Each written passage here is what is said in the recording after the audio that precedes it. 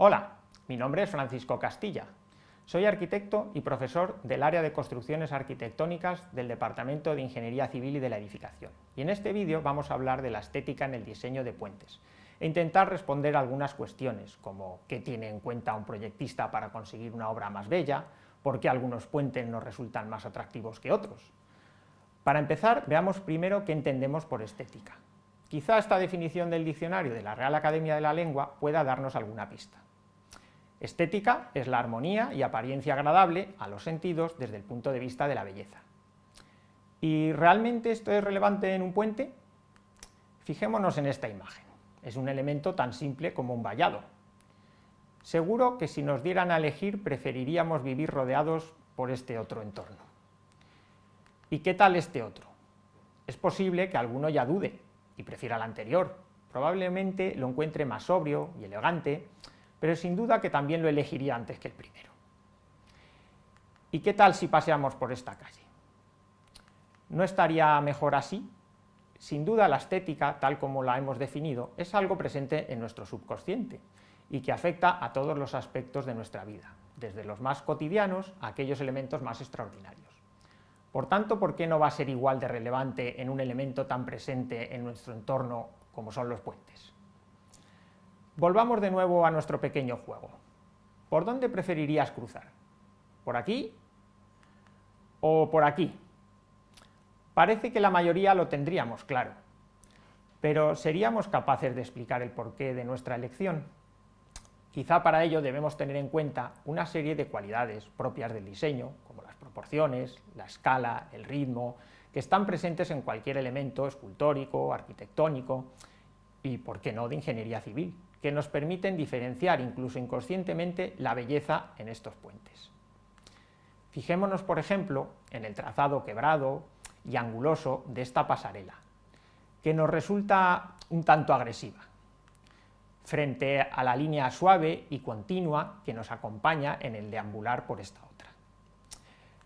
O, por ejemplo, los balaustres de protección de la barandilla, que no parecen responder a ningún patrón y podrían repetirse infinitamente sin orden como los barrotes de una celda. Frente a estos otros, más espaciados, coincidentes con las costillas que sujetan el tablero del puente, de modo que se vertebran perfectamente con la viga central, a modo de gran espina dorsal. Esta separación permite además colocar elementos de protección horizontales que acompañan y realzan el trazado del puente y la pasarela que hemos visto antes. Todo esto, en el primer caso, se ve reforzado por los distintos tramos de la pasarela que se unen de una forma demasiado evidente y ponen de manifiesto las imperfecciones de los apoyos, así como el excesivo número de ellos sobre el terreno.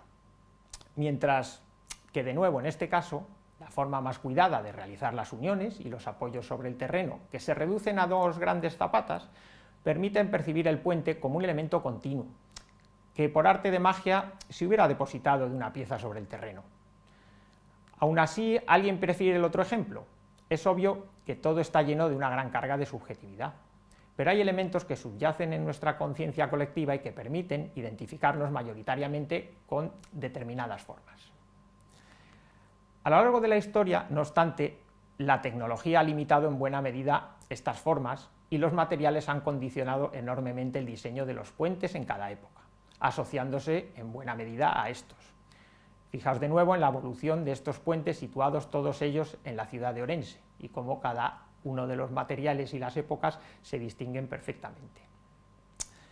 Como habéis visto en otros vídeos, la tipología estructural y la forma en que se soportan los esfuerzos cada uno de sus elementos es quizás el mayor condicionante estético de un puente. Pero aún así podemos ver cómo la imaginación, el ingenio y la necesidad de crear elementos representativos más allá de la mera eficiencia estructural en determinados contextos, permiten conseguir variaciones formales para una misma tipología estructural, ya sea en su perfil o en la sección de la viga en celosía, como son estos ejemplos. Fijaos cómo todos estos elementos son variaciones de la misma tipología estructural. Otras de las cuestiones a tener en cuenta en el diseño son el color, la textura de los materiales o la combinación de todos estos elementos que nos llevan a difuminar los límites entre ingeniería y arquitectura, como en este edificio puente, que cumple ambas funciones, y de los que también existen numerosos ejemplos históricos que ya os han presentado en otros vídeos. La pasarela peatonal, dadas sus escasas exigencias desde el punto de vista estructural, es quizás el elemento que dota de mayor libertad formal al proyectista, para poder combinar todos estos factores y conformarse como un elemento definidor del entorno, ya sea urbano o a nivel paisajístico. En algunos casos encontraremos ejemplos simples y rotundos que, aun sin mimetizarse, se implantan de una forma discreta en su entorno, o en otros casos su ligereza y estilización permiten ese mimetismo, aunque sea temporalmente.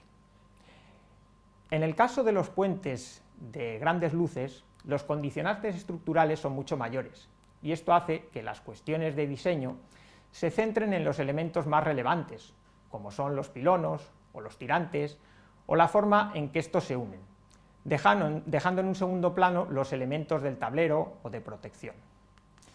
En otras ocasiones el diseño puede jugar con la escala de percepción del puente, de modo que la imagen cambia sustancialmente en función de la distancia. Así, en función de la distancia a la que nos situemos, es muy distinto la imagen que tenemos de este puente, ya sea lejana o cercana. Y para terminar, otra pequeña adivinanza. ¿Qué tenían en común todas las imágenes que hemos visto hasta ahora? Os daré una pequeña pista. Hasta ahora solo hemos visto imágenes diurnas, pero ¿qué ocurre con la imagen nocturna de estos puentes? Esto también es un elemento relevante en su diseño y de gran repercusión en el entorno. Más allá de la iluminación funcional, de balizamiento o de seguridad, la iluminación ornamental puede convertirse en un elemento de gran potencia y representativo, llegando a crear efectos espectaculares, por lo que no podemos menospreciar la carga estética y formal que puede aportar esta nueva faceta del diseño de un puente. Y bien, con esto espero haberos despertado el interés por todas estas cuestiones y que a partir de ahora veáis los puentes con una mirada algo más profunda que la de vuestros ojos. Hasta el próximo vídeo.